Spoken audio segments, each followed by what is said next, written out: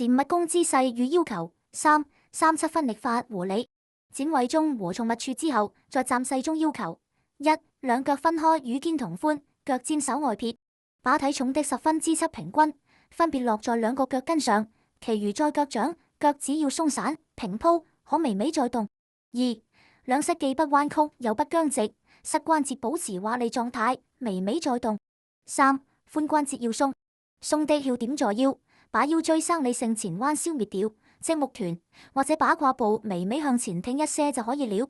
4、鬆肩，腹脅要空虛，兩肘尖略向外撐即釘，兩臂下垂，手指自然分開。5、頸椎豎立，頭部略有向上提或頂的感覺。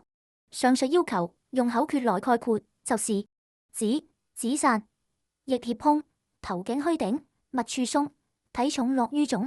這些要求是為了便於全身放鬆，有利於氣血運行。它與剪位中相配合，即可調身凝神，身心輕安自在，自身的生理功能和精神狀態大大得到改善。體會練功到此階段，自覺先手足，後全身有住從來沒有過的感覺，如輕微、舒適的溫熱、清涼、電麻或性感、即氣感或為之得氣。這是氣作用於生理，進而進入生化過程，又反饋於心理時自覺的客觀存在，是良性反應，是在受益，可以說是已經起到生效了。關於坐和臥的姿勢問題，上述哪種站勢是我們習慣了的，很自然很舒適，應該如此。禪密弓要求一切順乎自然，在操練站勢中已有體現。